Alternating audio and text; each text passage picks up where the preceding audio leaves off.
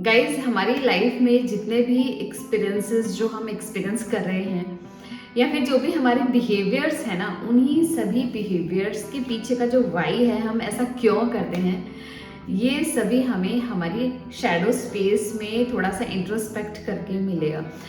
Suppose अगर मैं किसी वर्किंग वुमेन को जज कर रही हूँ उसके जॉब करने से रिलेटेड, इट मीन्स कि मेरे अंदर भी जॉब करने वाली जो इच्छा है ना, मैंने कभी ना कभी दबा दी due to maybe due to society, family या XYZ रीज़न। मैं अब उस चीज़ को जब दबा देती हूँ ना, पर वो धीरे धीरे है तो वो मेरा ही एस्पेक्ट जिसको मैंने दबा दिया, वो धीरे धीरे in the form of judgments बाहर आता है, जो कि मैं अपने बिहेवियर में अगर नोटिस करूँगी तो मुझे मिलेगा ज़रूर।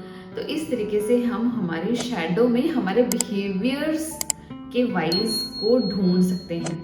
तो हमारा जो शैडो स्पेस है ना, वो हमारे लिए एक खजाने की तरह है। उसमें हमारे बहुत सारे एस्पेक्ट्स हिडन होते हैं, छुपे हुए होते हैं, लेकिन अगर हम इनको ही खोज निकालें ना, तो हमारा जो एक्सपीरियंस करने का तरीका है, इस लाइफ को जो हम एक्सपीरियंस करेंगे ना, वो तरीका बहुत वास्ट होने वाला है। हमारे एक्सपीरियंसेस बहुत ज़्यादा वास्ट होने वाले हैं और हमारी लाइफ बहुत ज़्यादा इंटरेस्टिंग होने वाली है। Hi guys, welcome to my channel healing process. मेरा नाम है सुमन और अपने इस चैनल पर मैं एनर्जी से रिलेटेड, रिलेशनशिप से रिलेटेड और इनर वर्क प्रैक्टिसेस से रिलेटेड कंटेंट शेयर करती हूँ। तो आज का टॉपिक है गाइस, कैसे हमारी शैडो स्पेस हमें हमारे ट्रॉमास को एक्सपीरियंस करने में कोप अप करते हैं। तो गाइज चलिए देखते हैं ऐसा होता कैसे है। गाइज जब भी हम किसी ट्रॉमा को एक्सपीरियंस कर रहे होते हैं ना, तो उस टाइम हमारी साइकी का जो पार्ट उस ट्रॉमा को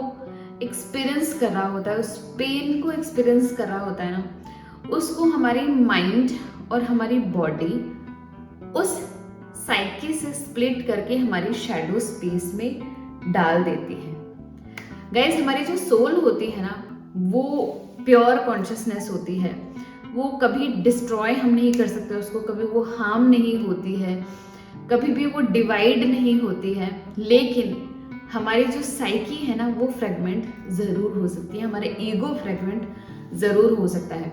तो हमारी सोल जानती है कि हमारी साइकी कौन कौन से एक्सपीरियंस को झेल सकती है और कौन कौन से एक्सपीरियंस को वो नहीं झेल सकती है।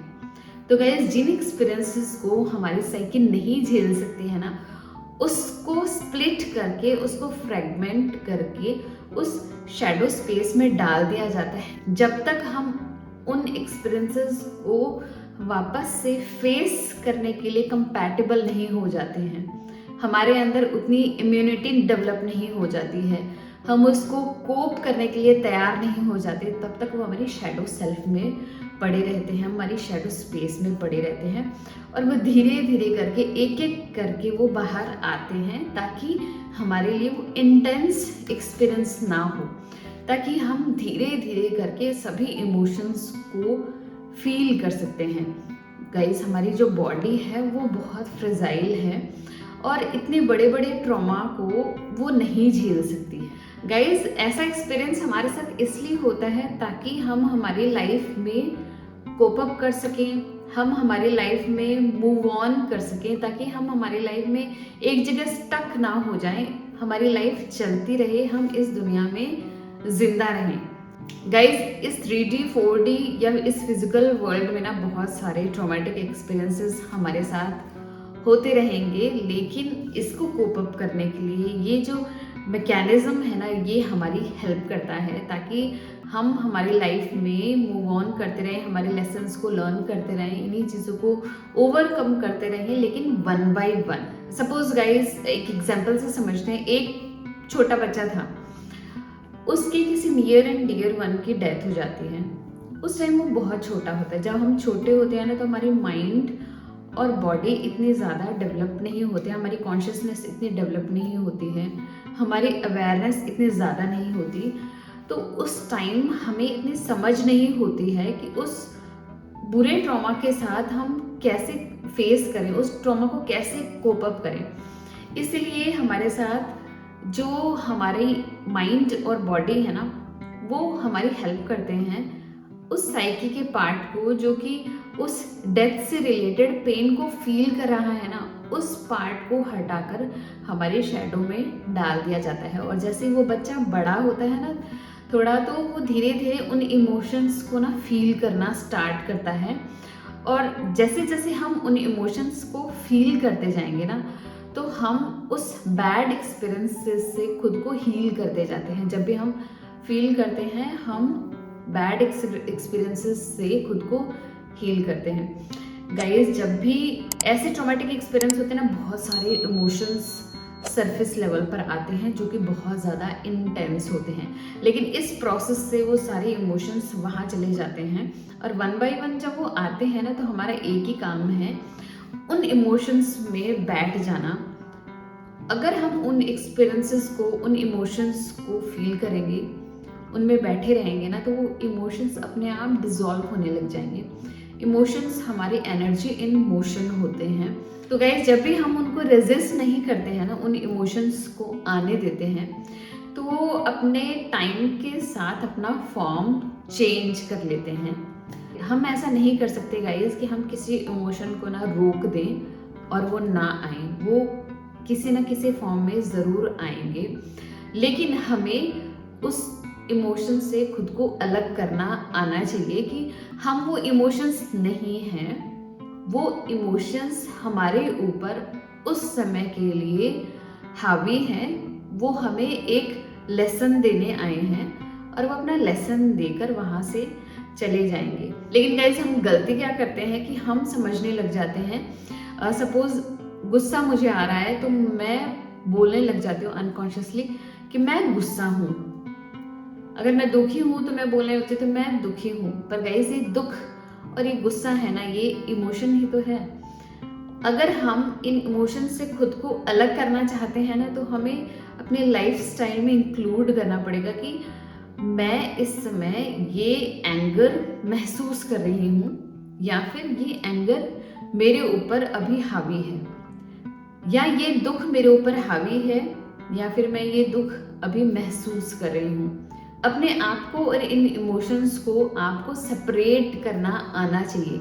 इससे आपको एक ताकत मिलेगी कि इन इमोशंस को आप धीरे धीरे डाइल्यूट कर पाओगे, क्योंकि ये इमोशंस आए हैं लेकिन इनका काम है इस एक फॉर्म से दूसरे फॉर्म में चेंज होना। तो गाइज, जैसे ही आप इन इमोशंस में बैठ जाएंगे ना, ये अपने आप अपना फॉर्म चेंज कर लेंगे। तो गाइज, जैसे जैसे हम बड़े होते जाते हैं, हमारे अंदर अंडरस्टैंडिंग बढ़ती जाती है। वो जो ट्रॉमा हमारे साथ जब हम छोटे थे हुआ होता है ना, उसको अंडरस्टैंड करने की हमारी कैपेसिटी भी बढ़ चुकी होती है।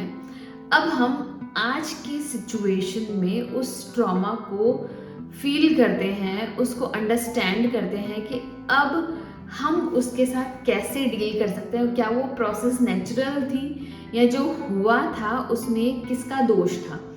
तो गाइस, जब हमारे अंदर अंडरस्टैंडिंग आती है, जब हमारे अंदर रीजनिंग आती है, तो बहुत आसान होता है हमारे लिए किसी भी चीज़ को हमारे मन मुताबिक उसको अंडरस्टैंड करना। तो गाइस, बहुत आसान हो जाता है हमारे लिए उस प्रॉब्लम से बाहर आना। तो गाइस, देखा ना आपने, ये शैडो स्पेस हमें उन इमोशंस को ना वन बाय वन भेजती है ताकि हम उसको प्रोसेस करें और मूव ऑन करें।